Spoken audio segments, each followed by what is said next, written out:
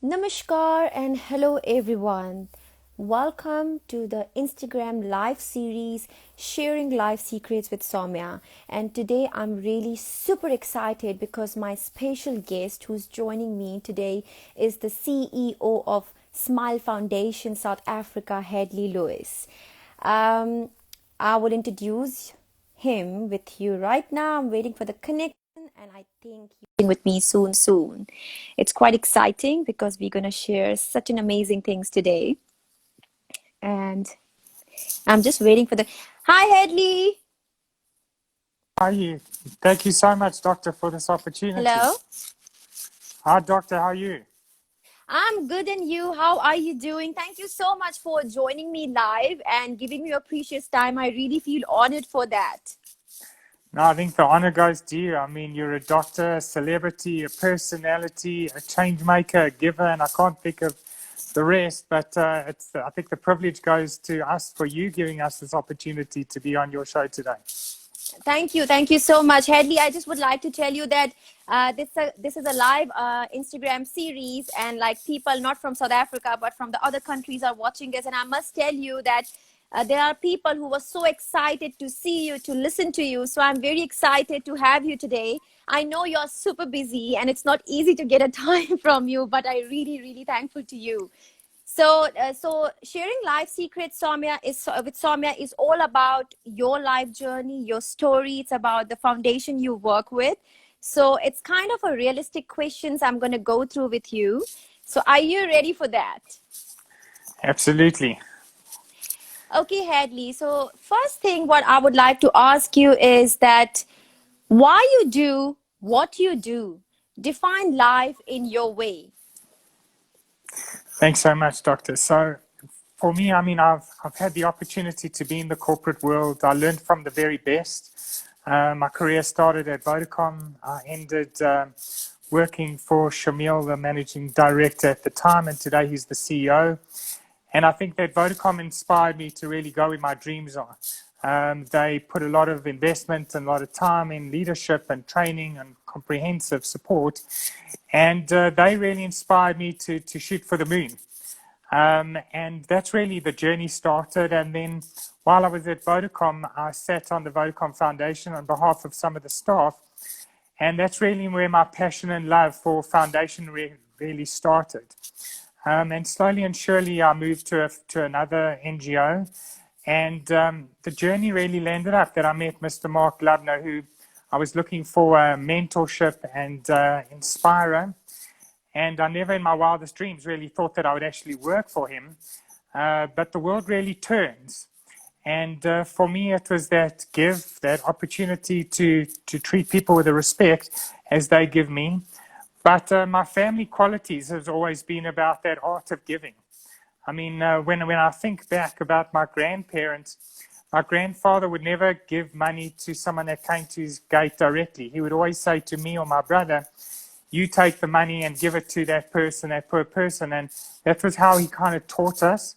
And similarly, that was the way of the life in my own parents' home. So I wouldn't want to take the credit because I think that it was just the lineage of my genes is really the art of giving. So I think the credit needs to go to my family. And then obviously I've had a lot of mentors through my life. And the one thing that mentorship has taught me is that as much as you can get, you could give. So every small amount needs to be given. And I mean, I'll give you just a very small example. I was driving with a very pious person, and we stopped at a robot, and there was a gentleman, a poor person, begging at the side of the road. And the person rolled down his window and he gave him an apple. And he said to this person, I need you to pay it forward and give a piece of the apple to someone else. And I turned to this person and I said, well, what an interesting thing that the person's begging, he's asking for you something, and you telling him he needs to pay it forward. And really the message was there's no matter how little we have, you have to give. And Wow. that's really how my career has been inspired. And obviously, I'm very privileged that I get to work for a foundation such as the Smile Foundation, which allows me to get up every single day knowing that I'm augmenting heroes in government hospitals every single day. that we are perpetuating their legacies and their strengths. So it's, and people often think, and we'll get more into who the Smile Foundation is, but I'm not a doctor. I haven't gone to medical school. My hands will never go to medical school. But it's really a privilege to pay tribute and work with those experts, those nurses that are in academic hospitals who get up every morning to make a difference there. And this is my way of getting up every morning to say, well, I'm adding my little flavor to the changing of children's lives as well by working with the Smile Foundation. But Hedley, I must say that I'm your very big fan. You inspired me so much. The compassion, passion, your drive. The most important thing for me is giving back to the community, helping the people, saving life. I think that is the biggest thing. And I mean, I know that Smile Foundation is not only one of the biggest foundation of South Africa, but it's worldwide. It's quite known. So tell me something like, how did you started your journey being the CEO of Smile Foundation? I know you're super busy. You have meetings. You have to do arrangements. You have to see all the facts like that. It should run well and smoothly. How do you manage this beautiful journey? So it's not me. I mean, there's a team of 8 of us. I'm just one of the cogs. People think that an NGO or non-profit organization is, we get up in the morning, it's volunteers. We're a group of paid individuals, and I say that because what it does is it creates an environment of responsibility. And yes, the responsibility is to help, but we still have to have good governance. We still have to have financials. There are still responsibilities by those individuals to deliver like any other organization. So I always say that Smile Foundation is an NGO that supports with a huge amount of empathy, love, and passion. But it's run like a business in terms of governance, finance, legalities. And that's why a lot of the bigger corporates, specifically in South Africa, like supporting us, because we make sure that we are absolutely spot on and we cross all those T's and dot those I's. So tell me, how do you see the future with upcoming future with the Smile Foundation? So the Smile Foundation's had a journey. And I mean, as you know, being an ambassador of ours, we've been around for 20 years. I mean, and when we started, we were in one hospital in Charlotte Maxeke, Johannesburg Academic Hospital, because of the late President Nelson Mandela, who worked together with Mr. Mark Lubnan in joint forces with Prof. Saris, and they helped Tando with an operation called Neber syndrome. And that started, and then it evolved into helping children with cleft lip or palate surgical interventions. And the reason for those interventions was obviously backlog. 2008, it became the second hospital. Now we're in 11 hospitals. And then it became a multidisciplined support that we give towards those hospitals. So psychology, speech therapy, transport is really a lot of the areas that we support. Obviously, once again, I'm not a surgeon. We're not surgeons. But the journey was primarily around and started because of backlogs, because of augmentation. And in today's time with COVID, more so ever before. I mean, we're very excited that just 2 weeks ago in Tygerberg Academic Hospital, we're now supporting a weekly theatre list on every Thursday. And I mean, your very husband is one of those pairs of hands together with Dr. Zorka that really is doing those surgeries, and we're augmenting with consumables, with nurses, with anaesthetists. But the pivot is obviously the hospital and the medical fraternity. Yeah. And very soon we're about to move into to other hospitals in order to create similar theatre lists in order to reduce backlogs. The assumption is that every hospital has around between 40 and 60 patients that have not been able to be assisted due to COVID. Obviously, during COVID, emergencies were done. During COVID, cancerous plastic surgery was obviously supported. But hospitals had to prioritize and try to reduce the number of people in hospitals due to the COVID pandemic. And that's not a South African thing. It's an international, worldwide environment, and it's the regulations that happen globally. So now it's really our privilege to say, well, we're actually going back to our roots once again. Yes, throughout our 20 years, it's been about reducing backlogs, enhancing, going to more hospitals. But once again, we're back in those backlogs. And we've started in Tygerberg. We're moving to the next hospital, hopefully in the next week or two. And then slowly and surely, we'll be doing Smile Weeks across the country. Our auxiliary services will be able to augment this support. But I think that there's two things that are important. The one is that the quicker these patients can get supported, the better it is for their health, for their nutrition, Yeah. for their speech therapy, and also for their confidence. I mean, we know that globally, and it's not just South Africa, people are ostracized for various things. Yes, when we think about ostracization, we think about color, creed, religion, and things like that. The one thing we don't think about is difference. So, for instance, you and I don't wear glasses, but there are a lot of people that do wear glasses. Why are they not ostracized? So why do we then go and ostracize a person that has a cleft? Or why do we ostracize a person that's got a funny ear, if we can say that? Naturally, people do it. And that's the human curve, hopefully.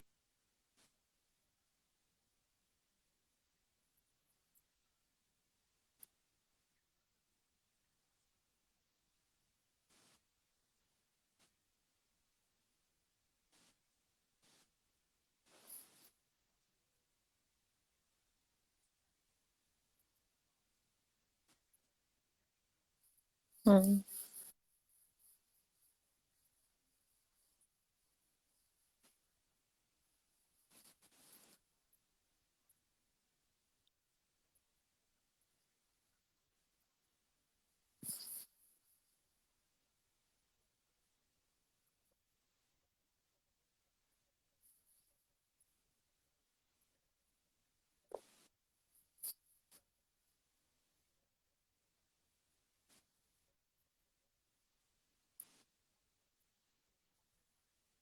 Yeah.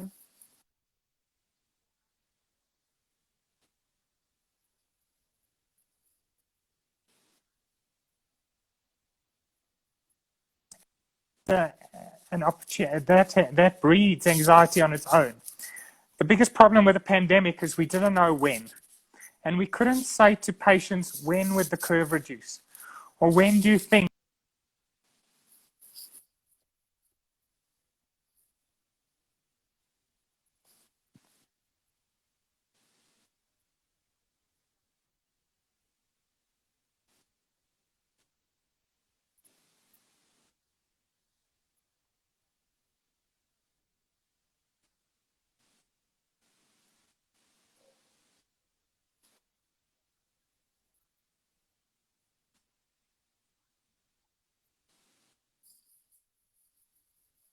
We're going to work millions of hours to try and help as quickly as possible.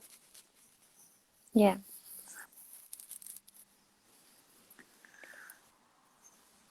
So, No, Saumya, absolutely.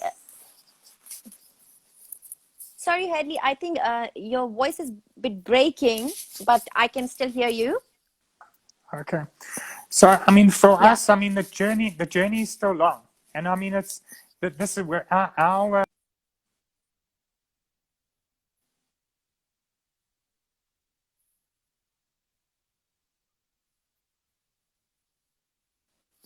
Yes.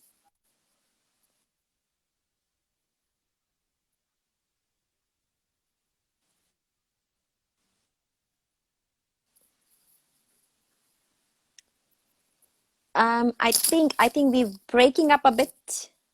Sorry. Yeah.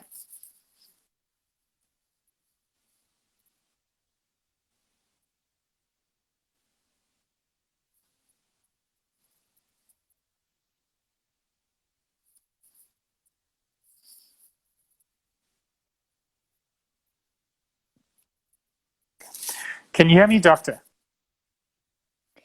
I can hear you, but it's slightly getting a bit breaking. I think it's the connection from your side, maybe. But I can see you and I can hear you, but it's a bit slightly breaking. Yes, I can. To try and get a better Um, doctor. yeah. That's much better. Yes. Perfect. So, I mean, the journey is incredible. It's exciting, but it is stressful. And I mean, it's easy for the Smile Foundation to say that we feel the stress, but I can't even imagine how the hospitals and the medical fraternity feel. I think that, Saumya, what's also very important to note is that Smile Foundation has two other components and very important foundation stones. The one is skills development, and we work together with the heads of department in the various hospitals to augment that. So whether it's assisting with courses or training of both the surgical teams as well as the nurses, it's Yeah. going to bring. So people ask, well, why do we say that we're helping children today and tomorrow? Today is the immediate need of helping with surgical interventions, and then augmenting the universities and the medical infrastructure tomorrow, which is incredibly important as well with training. And then lastly, which is just as important, is the support of advocacy together with government, as well as awareness of how patients can actually get supported, and they shouldn't feel embarrassed. That's what we're there for. And also to call on South Africa to embrace as well as ostracize. No, that's amazing. But one thing I would like to know that, everybody knows Smile Foundation, not only in South Africa, but like all over the country, the other parts of the country as well. But we know, like, when you run such a big organization, you have to face so many challenges in your life. Especially your team, because people only see your work. People never know how much hard work you do, how much efforts you have to put in. So what kind of challenges you face during running such a big NGO in a big platform, and how do you overcome from it? Sorry, Doctor, I lost the signal for a minute. So could I ask you to just give me the question again, ma'am? Okay, sure. Can you hear me now? Perfect. Okay, so I would like to know, that Smile is such one of the big NGO. It's one of the biggest foundation, in all over the country, all over the world know about this foundation. I know that people only see that Smile Foundation is doing such a great, amazing things to changing children's life and everything. But what kind of challenges you face it to run such a big foundation as a CEO, and what kind of challenges your team face it, and how do you overcome from that? So I mean, look, the challenge is that being a non-profit organization, budgets are incredibly tight. Yeah. Marketing budgets are minimal. And the way we run our organization is money needs to go towards helping patients, skills, and advocacy, as opposed to operational expenditure. And that's an absolutely key component to our organization runs. For the team that we do have, they're passionate, they're caring, and they love their jobs, which is a major area of any leader. I mean, in leadership, if you're running an organization with people that are just purely for the job, you have a very steep hill, as opposed to if you have people that just love and care, well, it's a downhill scope, and you could just keep running, and you really work together with people. And that's really why it's so exciting to work with people that care about what they do. Yeah, absolutely. So tell me, Hedley, I know that Smile Foundation do a very different kind of amazing events, especially running a charity drive, so people can come and join us. Is any other way that hi, hello, hello, hello, I think there is a network connection. Hello? Hi, sorry, I think we break up Doctor, again. sorry, No yes, worries. Can you hear me unfortunately, now? the father's up at perfect. I can. Okay, so I would like to know that I have seen that Smile Foundation runs such an amazing, great events and stuffs for the charity drives. So, is any way, if any other country would like to support Smile Foundation of South Africa or would like to collaborate, is it possible?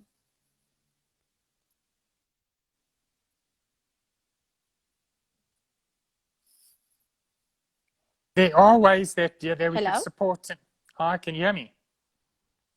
Yes, I can hear you. Can you hear me? Hello. Hi, Correct, I can hear So you. with the Smile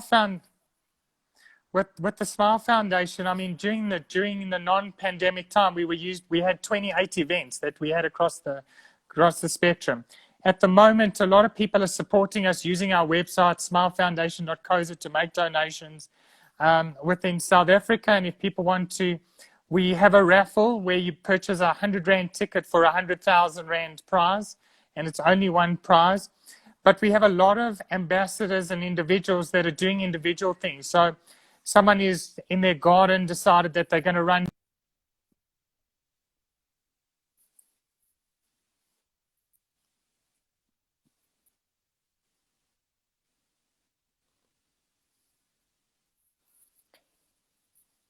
Hi, I'm sorry, Hedley, you break a bit. Fibers coming up and down, so apologies for that, Doctor. I'm so sorry. Just repeat, please, what you said. I'm sorry, we break a bit. Not a problem. So, you know, in normal times, Smile Foundation had 28 events across the annual year. Unfortunately, at the moment, during the pandemic, we can't have any of those events. So we've had the likes of cyclethons, we have races, but the way we're doing things at the moment is that we have got events coming up and people can join, and if they follow our social media, they'll be able to be alerted.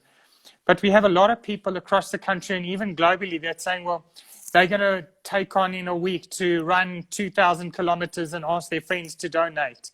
And we have children that have decided that they're going to collect toys on their behalf and donate it to the Smile Foundation. So we have people that have become very, very creative in order to support us financially as well, in order to reduce these backlogs. And what you expect from our from population, from the people, how, in which different forms a general population can support this foundation? So there's no amount. So whether you're an individual, a company, a corporate, every cent counts. So, I mean, the easiest way to donate, and for internationals, even going to smilefoundation.co.za, you can use PayPal to make a donation. For South Africans, there's PayFast, there's SnapScan, and whatever way that someone would like to donate, there's that opportunity. Or people can EFT. The most important thing is, and I think it's the one area that we haven't touched on, is the call on South Africa to refer patients that may not know how to get that support and that help. Because yes, everyone knows that government is there, but how do you get to the clinics? What phone number do you call? Do you need additional psychology? Do you need mother-to-mother support? And really, once again, smilefoundation.co.za has a referral facility. And we're calling on South Africans to be just as heroic as the doctors in the hospital. It's incredible that you can almost join hands with a medical expert as they do surgeries by saying, well, let's make a small difference. And that referral can make us just as big of a difference to that patient as it would be for the person that's actually doing the surgery. No, that's amazing. And tell me something like, sometime, first of all, I would like to personally thank you for choosing me as one of the ambassador for Smile. I really, Smile is very close to me. So one question I would like to ask you, like, if a lot of people approach me from overseas, like, how can this support Smile Foundation in South Africa? Is there any way, like, if people wanted to do something from other countries, they can collaborate with us? Absolutely. I mean, people are doing cyclethons, they can run, they can walk, they can refer, they can donate. You know, I think the incredible thing about the pandemic is it showed us that the world is really small. I mean, here I'm in Johannesburg, you're in Cape Town, but we're as close as and we're on the same screen talking to each other.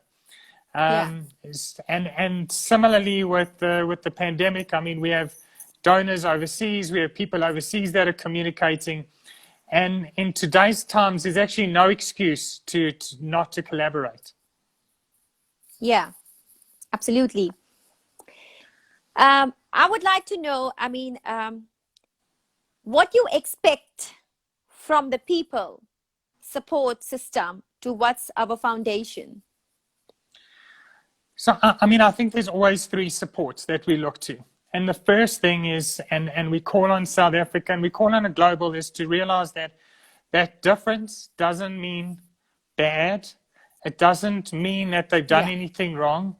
And we call globally on people to say, well, let's embrace and let's understand that people didn't do anything wrong, and that's why they've got a difference in their lip, or they got burnt, or they were born with certainly these things. So the first thing is to be tolerant. Yeah. Own home, the first thing you can do, and it's nothing to do with the Smile Foundation, is to teach your child that no matter what a person looks like, feels, what their background is that they're just as important as you are, and to really embrace. And if you do come across someone that's different, is to show them that you care. Because the first thing that they're concerned about is that they're going to be pushed away, or that they're not going to be included in the community life. So the first thing is really that inclusion area. The second thing that we call on South Africans and globally is to support those that are doing the work, and not to try and create. But I mean, Smile Foundation is the conduit between us, government, and the medical fraternity. So to look at creative ways of supporting and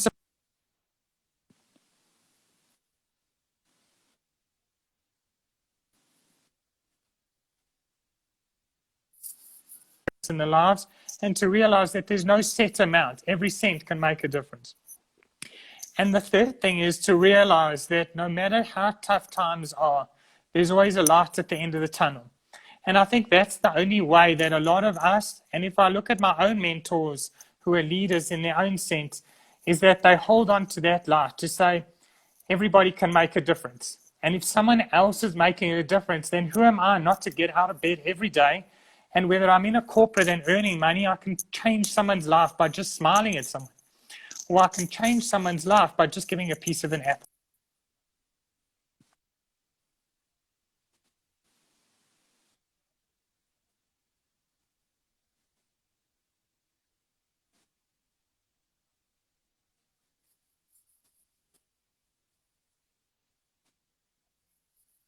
Yeah.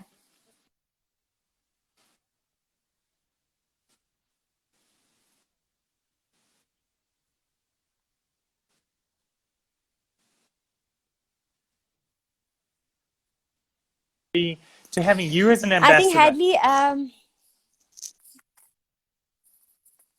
yeah. Sorry, your voice was a bit breaking. What are you saying?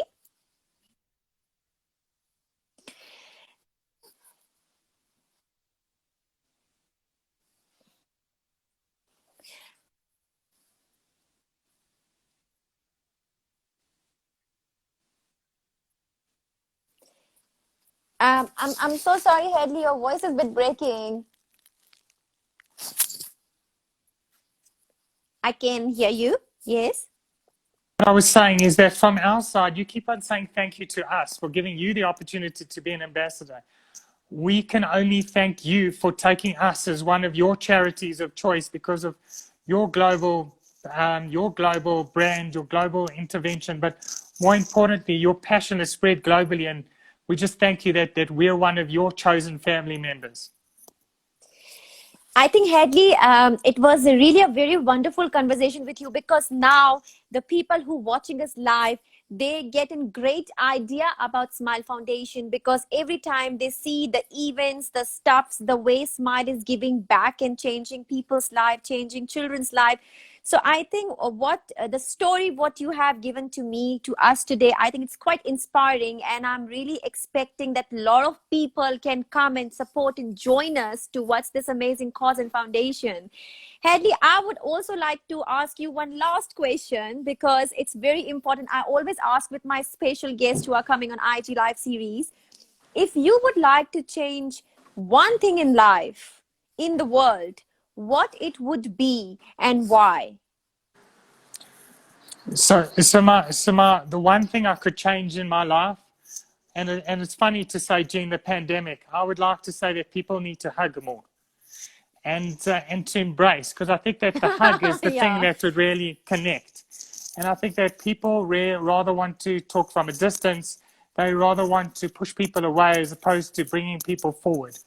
And that is an ethos, whether it's in your home, whether it's in your corporate, whether it's in your business. And that, I mean, if I had a perfect world, I'd probably call it the Hug Foundation that I'd like to create. Oh wow, that can be amazing. I hope hopefully you can create and then we can all come and join you in that foundation. That can be amazing thing. So thank you very much, Doctor, and thank you very much for the time.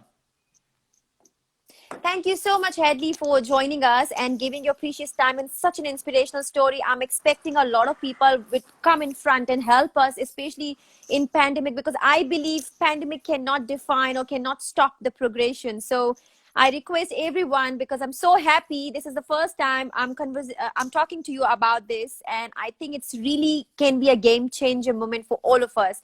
Thank you once again so much for joining me. Thank you so much, Doctor. I really appreciate your time. Keep well. See you soon. You too. Cheers. Send my fondest, and thank you to all your listeners for the time. Take care. Keep well. Thank you. Cheers. Bye-bye.